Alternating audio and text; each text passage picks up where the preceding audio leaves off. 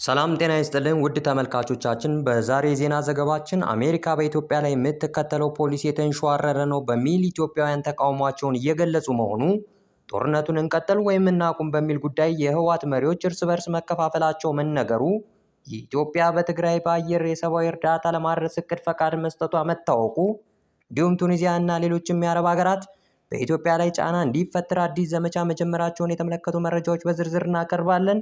አብራችሁን ቆዩ።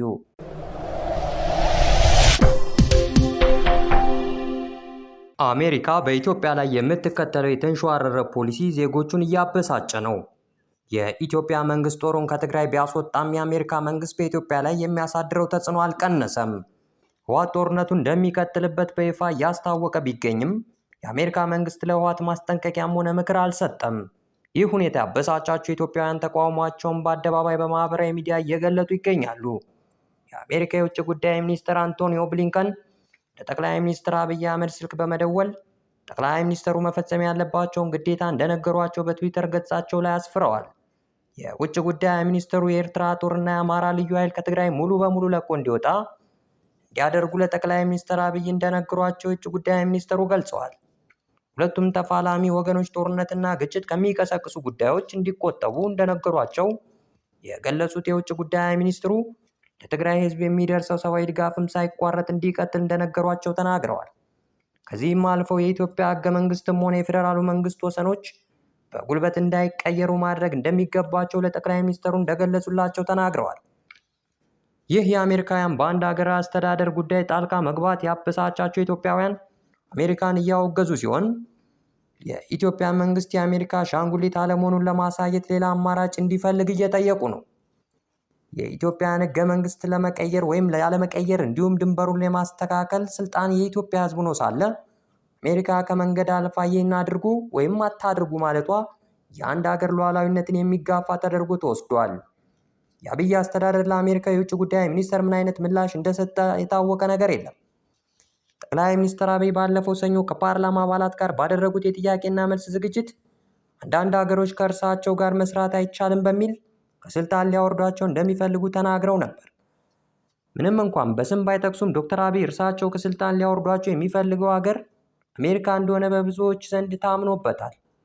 ዶክተር አብይ የማንም አገልጋይ ከመሆን መንግስት 100 ጊዜ ቢቀያየር ይሻላል በማለት የውጭ ኃይሎችን ጣልቃ ገብነት እንደማይቀበሉ ግልጽ አድርገዋል። አሜሪካ በኢትዮጵያ ላይ የተለያዩ የኢኮኖሚ ማዕቀቦች በመጣል ህወሓት ያላትን ድጋፍ በግልጽ እያሳየች ነው። በጸጥታው ምክር ቤት በኩል ጠንካራ ውሳኔ እንዲተላለፍ ለማድረግ የሄደችበት ርቀት ባይሳካም በተናጠል የወሰደችው ያለው እርምጃ ግን ኢትዮጵያን ክፉኛ የሚጎዳ እንደሆነ ይታመናል።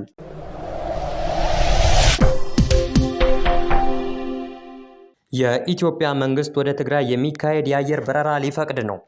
መንግስት ለትግራይ ህዝብ የሰብአዊ እርዳታ ለሚያደርሱ የውጭ ሀገር የእርዳታ ድርጅቶች የአየር በረራ እንደሚፈቅድ አስታውቋል። ይሁን እንጂ አውሮፕላኖቹ መነሻ ቦታ ግልጽ አላደረገም። ከአውሮፓ፣ ከአሜሪካ ወይም ከሌሎች ሀገሮች የሚነሱ አውሮፕላኖች በቀጥታ መቀሌ ማረፍ ይፈቀድላቸው ወይም አይፈቀድላቸው የታወቀ ነገር ባይኖርም ውሳኔው ህወሓትን ይበልጥ የሚያጠናክር ተደርጎ እንዳይወሰድ ተሰግቷል።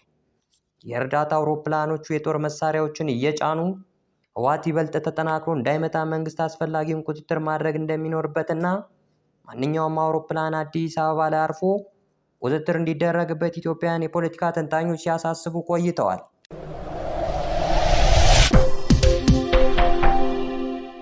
የህወሓት መሪዎች በተኩስ አቁም ዙሪያ ላይ መከፋፈላቸው ተሰማ።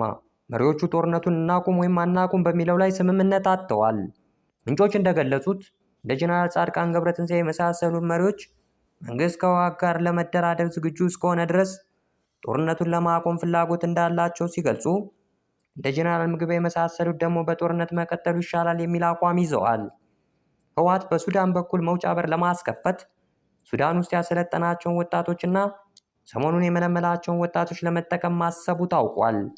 እጅግ በርካታ ወጣቶች ወልቃይት ጠገዴና የራያ አካባቢዎችን ለማስለቀቅ ለሚደረገው ዘመቻ በውዴታና በግዴታ ተመልምለው ስልጠና እየወሰዱ ነው። የዓለም አቀፍ የመገናኛ ብዙሃን የሰብአዊ መብት ድርጅቶች ህወሓት ለጦርነት እየተዘጋጀ መሆኑን በመግለጽ ላይ ይገኛሉ። ሁማን ራይትስ ዎች ይህንን የህወሓትን የጦርነት ዝግጅት ማስቆም አለመቻሉ እንዳሳዘነው ገልጿል። ህወሓት በቁጥር ከመከላከያ ሰራዊት የማያንስ ምልምል ወጣት ለማሰለፍና ድሉን ለመሞከር እቅድ አለው። በሌላ በኩል በትግራይ የሚገኙ የኤርትራ ስደተኞች መገደላቸው እየተነገረ ቢሆንም የተባበሩት መንግስታት ድርጅት የስደተኞች ኮሚሽን መረጃውን እያጣራ መሆኑን ከመግለጽ ውጭ ተጨባጭ መልስ እስካሁን ሊሰጥ አለመቻሉን ገልጿል። የኢትዮጵያ መንግስት በበኩሉ ህወሓት በትግራይ ለሚፈጽመው ግድያ ዓለም ተቃውሞውን እንዲያሰማ በመጠየቅ ላይ ነው።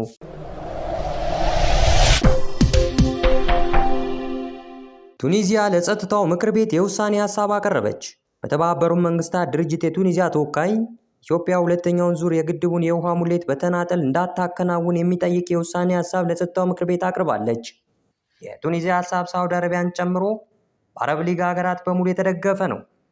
ኢትዮጵያ የአረብ ሊግ በኢትዮጵያ የውስጥ ጉዳይ ጣልቃ እየገባ ነው በሚል ተቃውሟን አሰምታለች። ኢትዮጵያን ግድቡን ውሃ መሙላት መጀመሯን በትናንትናው ዕለት ያስታወቀች በመሆኗ የቱኒዚያና የአረብ ሊግ ሀገራት የውሳኔ ሀሳብ በምክር ቤቱ ተቀባይነት ያገኛል ተብሎ አይታሰብም።